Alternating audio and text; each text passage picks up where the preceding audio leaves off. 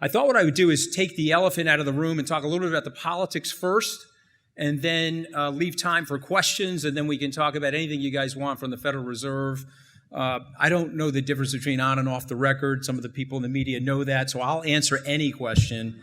It doesn't really matter. You can talk to me about my personal life, anything you guys want to talk about. But where I want to go is where the elephant was. Scott left out of my bio that I got fired from the White House.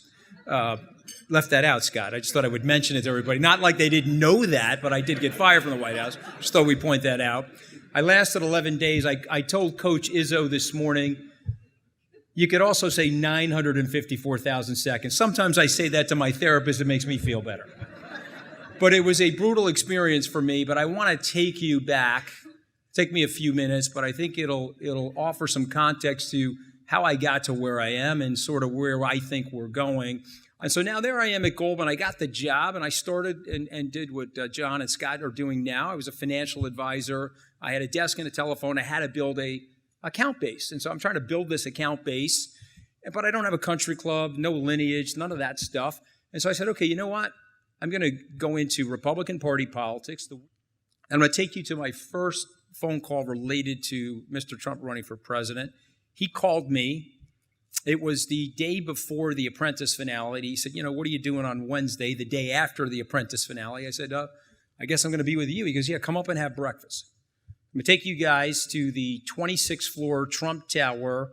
And one of the great things about Mr. Trump, his desk is up here, and my chair is down here. Okay, so I'm looking up at him. And he says, okay, he says, listen, did you see me on The Apprentice last night? I was great.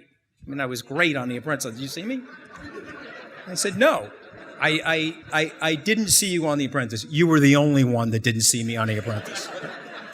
I said, okay. I said, I was watching Fox News, Brian.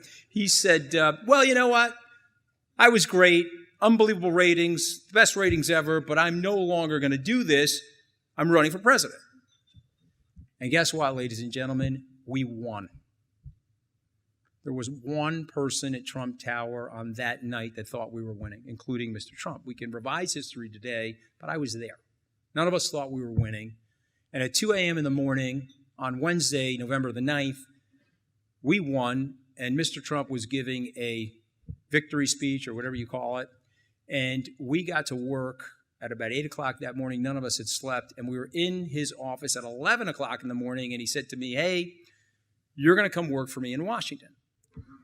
Okay, and so ladies and gentlemen, I've made a lot of mistakes in my life, but I want to share this mistake with you, okay? I put my pride and I put my ego into that decision. You see that? I didn't have the wisdom to recognize that that wasn't the right spot for me and that wasn't the right element of people for me. I'm a business person. I'm an entrepreneur. I'm not a politician, and I'm not I operate with those people. So I made a decision based on pride. I made a decision based on ego. And I can tell you, and maybe this has happened to you in your life, but it certainly happened to me, when your pride is going up and your ego is going up, your emotions go up. And when that happens to you, your intelligence goes down. And you start making really stupid decisions that are born from your emotions. And we know as investors, you can never really do that when you're investing. But there I was in the highest stakes that you can imagine.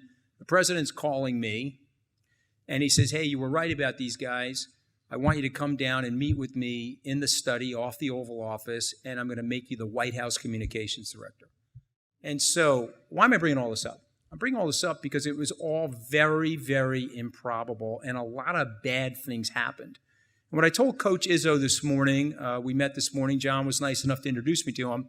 When I talk to young people, I tell them, own your mistakes. You will never hear me say that it was John Kelly's fault, Donald Trump's fault, nobody's fault other than my own for what happened.